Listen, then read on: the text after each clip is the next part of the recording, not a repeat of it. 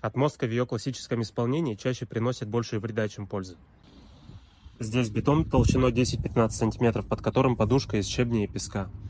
Вода скатывается по бетону или проникает в трещину, затем просачивается сквозь дерн и спокойно возвращается сквозь подушку обратно к фундаменту. Сейчас покажу бюджетный и качественный вариант отмостки. Снимаем плодородный слой с уклоном от дома и выкапываем траншею глубиной 30-40 см. Затем укладываем мембрану, это у нас плантер стандарт. На стену она заходит примерно на 20-30 см и крепится вот такой планкой к цоколю.